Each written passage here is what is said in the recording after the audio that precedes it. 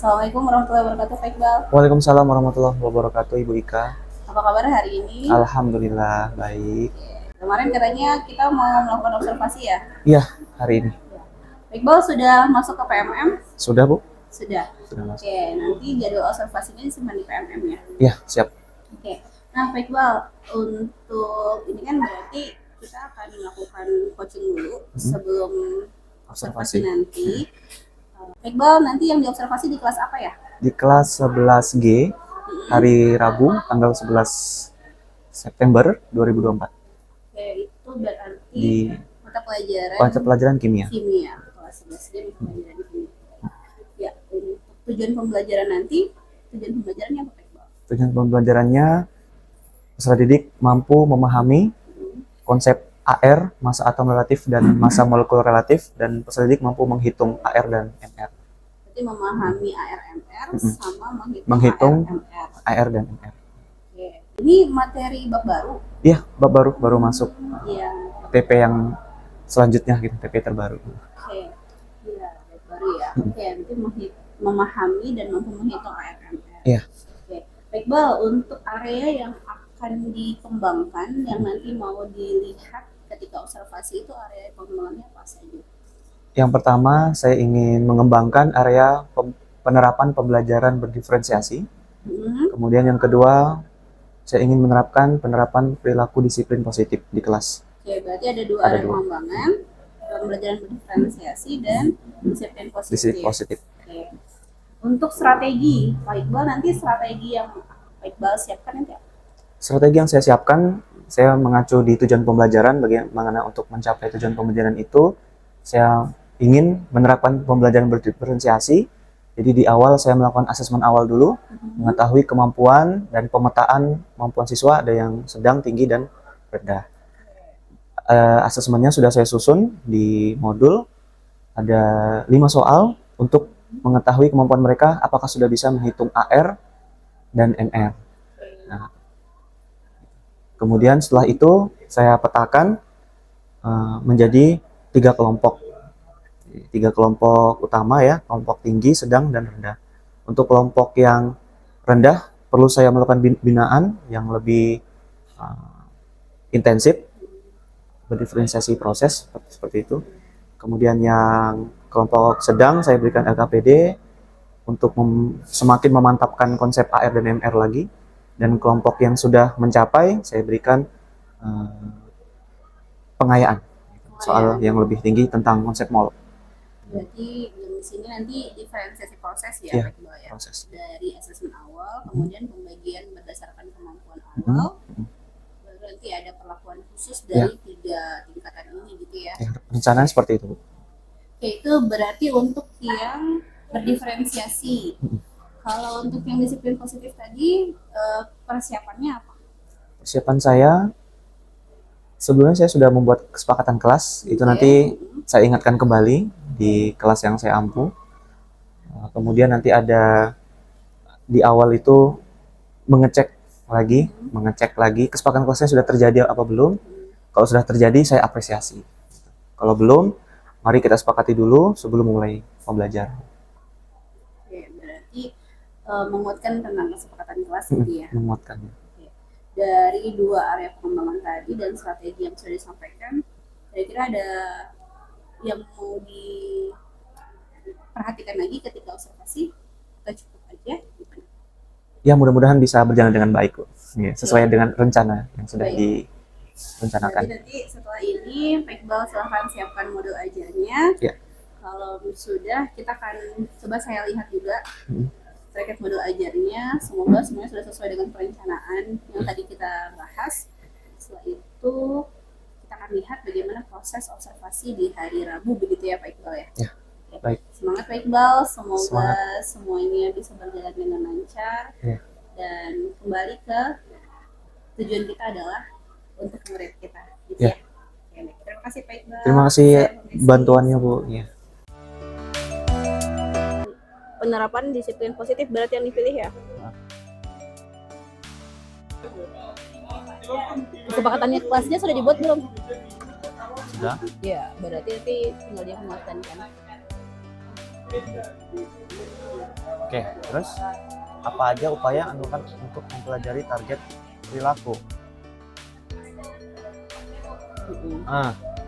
Yang saya lakukan di kelas kan?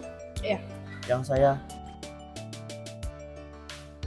Perilaku yang sesuai dan atau mendukung kesepakatan kelas, berarti misal nih, wah terima kasih karena sebelum saya masuk kelasnya sudah tampak rapi, berarti kita sesuai dengan kesepakatan kelas yang mana, misalnya kayak gitu kan.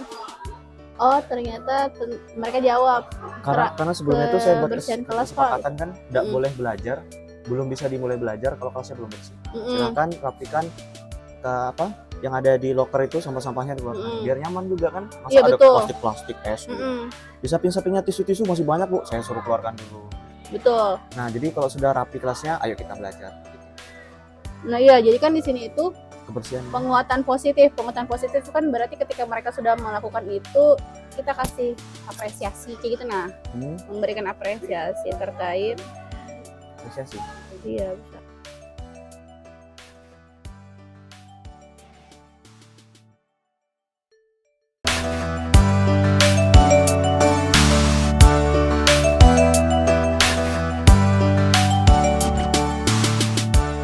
Bismillahirrahmanirrahim. Assalamualaikum warahmatullahi wabarakatuh. Waalaikumsalam warahmatullahi wabarakatuh. Selamat pagi semuanya. Selamat pagi. Kita cek dulu semangatnya. Semangat pagi. Pagi, sukses. Amin, amin jabal amin. Sebelum mulai ke pelajaran, alangkah baiknya kita berdoa. Semoga apa yang kita pelajari bisa bermanfaat dan kita diberikan kemudahan untuk mempelajari materi pada hari ini. Ya, berdoa sesuai agama masing-masing, dipersilahkan.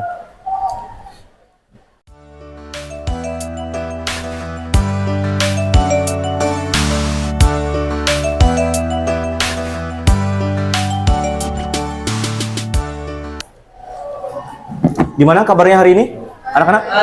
Semoga dalam keadaan sehat-sehat selalu ya. Ya. Sebelum kita belajar, sudah siap bukunya? Buku catatannya sudah siap? Kemudian saya cek dulu kebersihan kelasnya ya. Nah, kesepakatan kelas kan kalau misalnya kelasnya belum bersih, belum bisa belajar. Coba dicek dulu samping kanan kirinya, ada sampah kah?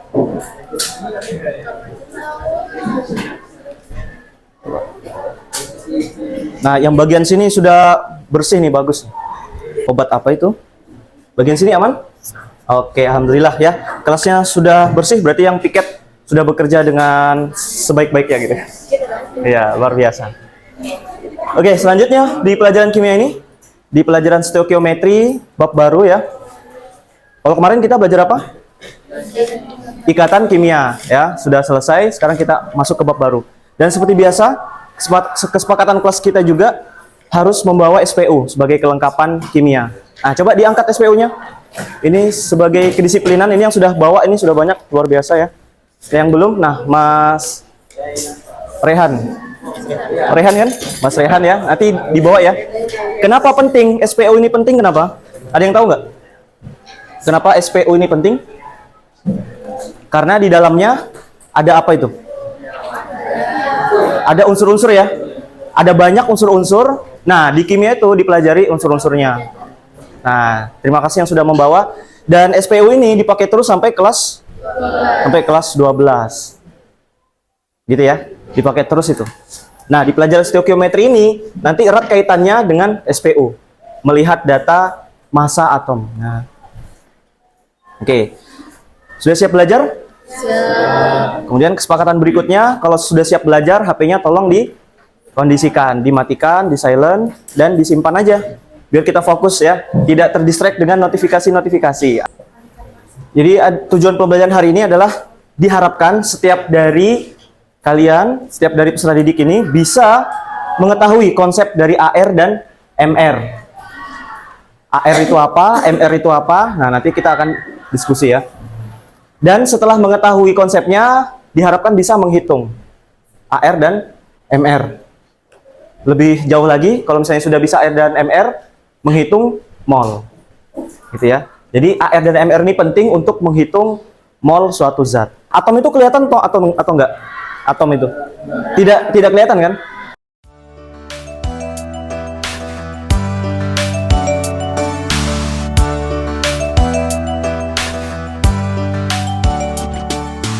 Bagi yang belum, itu akan saya bantu.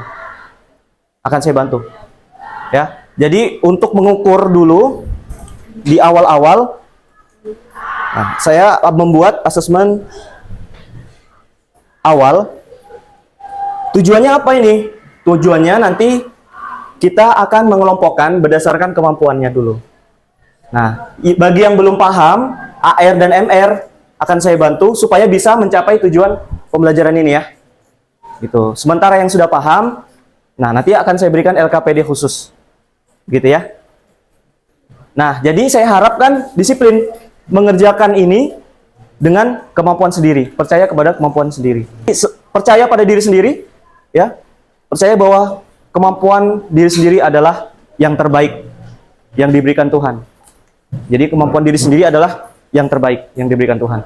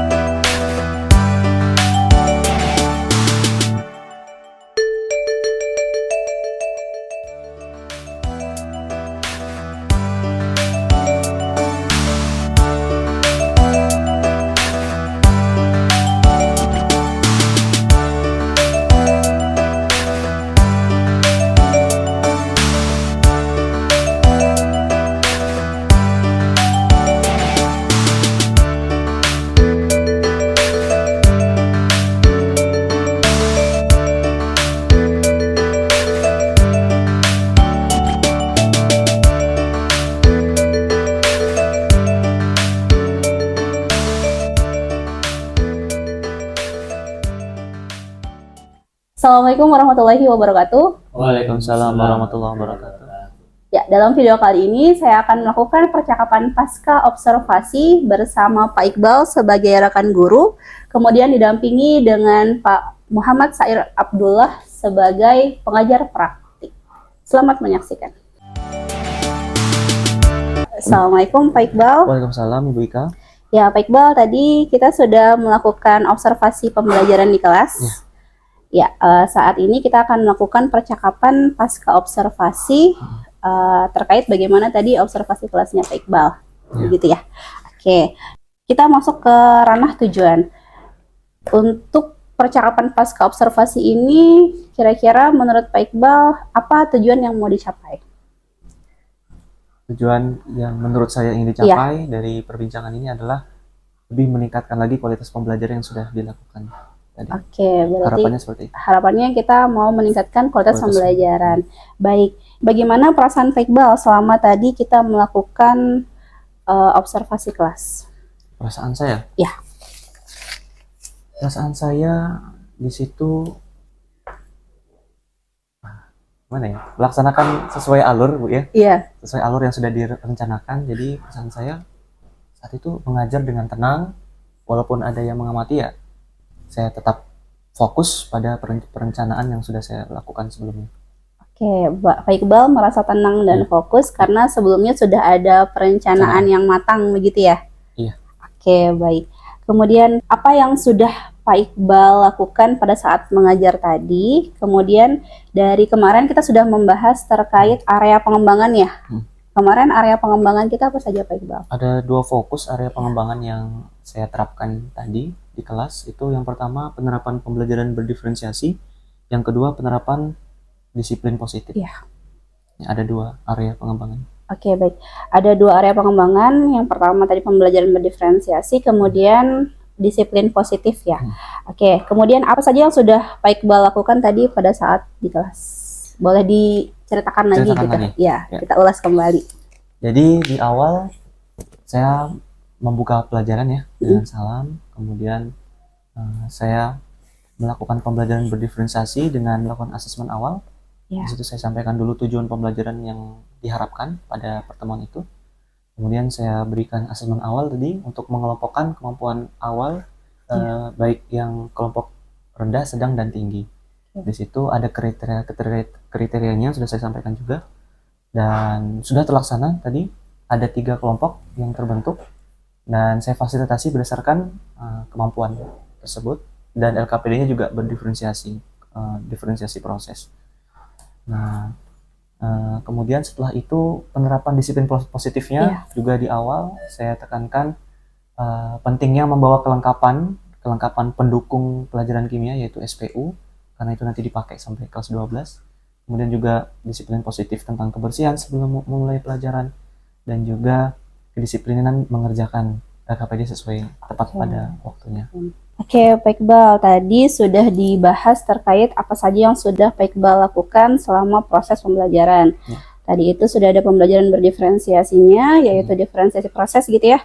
Dalam diferensiasi proses, yang pertama tadi sudah membuat asesmen awal, kemudian dari asesmen awal tindak lanjutnya pengelompokan berdasarkan kemampuan awal. Kemudian tadi LKPD-nya juga dibedakan sesuai kemampuan. Oke, itu tadi diferensiasi prosesnya. Kemudian untuk disiplin positif tadi ada mengecek kembali gitu ya, mengecek kembali keyakinan kelas yang sudah dilakukan sebelumnya. Kemudian juga ada memberikan apresiasi positif terkait perkembangan siswa. Ya, kemudian Pak Iqbal, menurut Pak Iqbal nih, sejauh mana tingkat keberhasilan dari area pengembangan yang tadi 2 hal yang mau dikembangkan gitu? Tingkat keberhasilannya seperti apa? Kalau kita kasih skala, misalnya skala 1 sampai skala 10, menurut Pak Iqbal, keberhasilannya sudah skala berapa? Ya, menurut saya skala keberhasilannya 8, Bu. 8 sudah cukup. Ya, skala 8 ya. Nah, dari skala 8 ini Pak Iqbal, apakah ada tantangan atau kendala yang Pak Iqbal hadapi selama proses pembelajaran tadi? Ya, ada. Kendala atau tantangan itu terkait alokasi waktu. Kalau saya lihat itu, karena untuk mengkategorikan siswa itu sudah sejauh mana kemampuannya, itu perlu guru memeriksa. Memeriksa. Nah, sementara tadi tantangan saya itu saya akali bahwa ayo kita periksa sama-sama gitu kan, biar cepat. Nah, di situ ada muncul kendala. Nah, belum tentu siswa yang meriksa ini sesuai dengan keinginan kriteria yang saya harapkan. Iya, betul. Nah, di situ tantangan yang pertama. Terus alokasi waktu, butuh waktu lagi untuk siswa itu moving lagi kan, kelas sesuai kelompoknya. Nah, kemudian tadi asesmen formatif tadi hanya MR aja, jadi belum secara keseluruhan. Jadi harapannya bisa AR juga dan MR juga, dan bisa ke arah TP berikutnya tuh. Untuk mendukung TP berikutnya kan, biar lengkap gitu. Baik, berdasarkan tantangan yang Pak Iqbal hadapi tadi terkait alokasi waktu, bagaimana nih rencana Pak Iqbal untuk perbaikan ke depannya terkait alokasi waktu? Apakah ada rencana yang sudah Pak Iqbal pertimbangkan? Ya, untuk ke depannya sih, asesmen awal itu kalau bisa saya buat nanti di awal aja, sesuai babnya, dan sesuai TP-nya itu, jadi tidak melebar sampai ke TP berikutnya. Kalau tadi tuh cukup banyak soalnya tadi kan, jadi sehingga butuh waktu lama untuk pengerjaannya. Jadi saya 5 soal ya? rangkum aja sesuai TP yang mau diujikan di hari itu aja. Nah, bisa itu solusi dari saya untuk perbaikan berikutnya. Dan kemudian juga adanya komunikasi ke siswa. Untuk kriteria ini kan ada, kalau bisa saya nanti mau buat rubrik juga, Bu. Iya, oh ya. Mau buat rubrik, jadinya jelas itu nilai-nilainya. Jangan sampai nanti ada kriteria 30 sampai 20 itu masuk kriteria sedang. Ada yang nilainya 21, itu kan mepet kan? Iya, itu masuknya benar. ke kriteria mana, itu nanti mau saya buat rubrik supaya lebih detail aja gitu. Ya, Supaya nanti penilaiannya siswa bisa menilai temannya dengan lebih detail gitu dibandingkan tadi kan. iya benar. Berarti komunikasi akan memperbaiki komunikasi ke siswa, kemudian asesmen awalnya itu dibuat per Iya. TP Untuk mempersingkat waktu Iya. alokasinya. agar lebih efektif Efektif, gitu dan betul. efisien gitu ya. Kemudian akan juga membuat rubrik penilaian yang lebih detail lagi. Ya, betul. Seperti itu. Nah, Pak Iqbal, untuk rencana perbaikan ini, Pak Iqbal akan memulainya kapan? Memulainya nanti kan ada pertemuan lagi, Bu. Ya. Nah, kalau bisa sebelum pertemuan itu berarti hari Kamis Ya. itu ada lagi. Ini hari Rabu ya. Besok Ya. nanti ada ketemu lagi di kelas itu. Namun untuk asesmen awal tadi kan masuk ke bab berikutnya lagi. Iya. Belum tahu tuh nanti waktunya. Kira-kira saya selesaikan dulu kan. Nah, nanti untuk membuat rubriknya nanti ketika asesmen awal lagi di bab yang baru. Iya. Berarti akan melakukan perbaikan ketika bab yang ini sudah selesai. Kira-kira ada 4 pertemuan itu, Pak. Ada 4 pertemuan untuk menyelesaikan TP yang ini. TP yang tentang stokiometri itu. Ada 4 pertemuan. Berarti setelah 4 pertemuan ini baru setelah 4 pertemuan, baru nanti ada asesmen awal lagi untuk di bab baru. Berarti perbaikan alur ya untuk pembelajaran berikutnya. Iya. Oke, baik, terima kasih. Itu tadi rencana dan kapan realisasinya seperti itu ya. Baik, terima kasih Pak Iqbal. Sama-sama, kalau yang dari saya lihat tadi memang anak-anak juga cukup antusias ya. Alhamdulillah. Sangat antusias sekali, walaupun dia dibagi per kelompok-kelompok seperti itu. Kemudian, nah kira-kira Pak Iqbal, apakah ada lagi yang ingin dikembangkan nih untuk observasi berikutnya? Selain beberapa hal tadi, alokasi waktu, asesmen, dan rubrik penilaian, apakah ada ranah pengembangan yang lain lagi yang akan Pak Iqbal kembangkan dan lakukan di observasi berikutnya?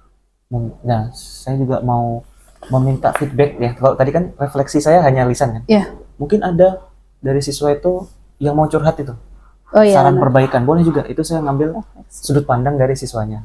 Nah, kalau bisa nanti saya buat refleksi itu dalam bentuk Google Form, sehingga saya bisa lihat curhatan siswa itu, apa yang sudah didapatkannya, apa kesulitan pembelajaran hari itu gitu. Saya bisa melihat satu-satu. Boleh curhat sebanyak-banyaknya gitu kan. Iya.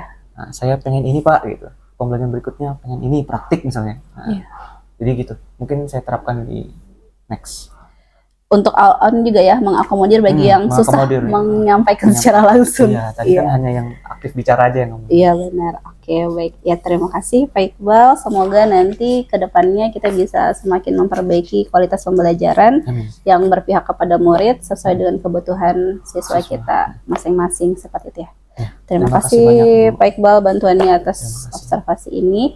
Nah, kemudian berikutnya percakapan ini, feedback dari pengajar praktik. Silahkan Bapak. Iya, betul. Terima kasih Bu Ika atas kesempatannya untuk memberikan umpan balik terhadap diskusi coaching pasca observasi. Bu Ika selaku coach dan Pak Iqbal selaku coach. Itu prinsip coaching yang saya amati sudah terlaksana, yaitu kemitraan dan kreativitas, ya kan? Jadi kemitraannya itu kan ya menghilangkan antara guru senior dan junior. Kalau mungkin kepala sekolah, antara kepala sekolah dan guru. Jadi betul-betul ngalir apa yang akan kita kembangkan. Kemudian kreativitasnya juga muncul. Bu Ika memunculkan pertanyaan yang berbobot. Karena ada pertanyaan berbobot sehingga Pak Iqbal bisa mengeluarkan potensinya. Bahkan ada tadi beberapa solusi yang dia temukan sendiri. Ada 4 solusi tadi yang saya catat di sini. Kemudian dengan alur ceritanya sangat terlihat jelas, ya kan? Tujuan tujuan yang akan diperoleh Pak Iqbal itu tadi saya catat, itu meningkatkan kualitas pembelajaran selanjutnya, ya kan? Itu sudah tergambar jelas. Kemudian ada identifikasi masalah. Bu Ika tadi menanyakan area pengembangan yang dikembangkan. Itu tadi ada 2. Itu diferensiasi proses dan disiplin positif. Ya, itu juga Pak Iqbal di situ menemukan potensinya. Kemudian apa saja Pak Iqbal yang dilakukan? Itu dari Ibu Ika. Karena tadi terjalin kemitraan, ya kan? Dan pertanyaannya yang tadi berbobot, sehingga Pak Iqbal dengan lancar menjelaskan semua apa saja yang dilakukan di kelas, ya kan? Sampai-sampai tadi tantangan itu Bu Ika tanyakan, Pak Iqbal bisa menjelaskan beberapa tantangan. Itu yang pertama tadi saya catat itu tentang alokasi waktu Pak Iqbal, ya. Dan ternyata solusinya ditemukan juga, ya kan? Tadi solusinya itu memberikan kesempatan ke anak-anak atau peserta didik untuk ngoreksi, membantu ngoreksi Pak Iqbal. Kemudian yang kedua tadi itu masalah soalnya cukup banyak, ya kan? Ya. Nah, jadi Pak Iqbal nanti pada pertemuan selanjutnya itu akan membuat soal itu nanti fokus ke tujuan pelajaran, ya kan? Itu jadi ada beberapa tantangan, solusinya juga ditemukan oleh Pak Iqbal. Kemudian suatu saat nanti itu Pak Iqbal itu akan meminta refleksi dari siswa, ya kan? Apa yang diinginkan oleh siswa. Nah, ini yang nanti insya Allah akan sangat memberikan manfaat bagi peningkatan kualitas pembelajaran Pak Iqbal, karena refleksi siswa itu sangat kita butuhkan. Jadi ada pepatah yang mengatakan kita itu tidak bisa melihat kuping sendiri, yang bisa melihat itu orang lain. Begitu juga dengan anak-anak. Baiklah, yang mungkin itu yang perlu saya sampaikan pada umpan balik saya kali ini. Dan sebelum saya akhiri, saya juga menyampaikan banyak terima kasih, karena dengan percakapan diskusi coaching ini saya juga mendapat ilmu yang bermanfaat. Sekian, assalamualaikum warahmatullahi wabarakatuh. Waalaikumsalam warahmatullahi wabarakatuh. Terima kasih Bapak, terima kasih Pak Sair, terima kasih Pak Iqbal atas kontribusi aktifnya dalam proses ini. Demikian tadi video terkait proses pra-observasi, observasi hingga ke pasca observasi bersama guru dan pengajar praktik. Saya akhiri, assalamualaikum warahmatullahi wabarakatuh. Waalaikumsalam warahmatullahi wabarakatuh.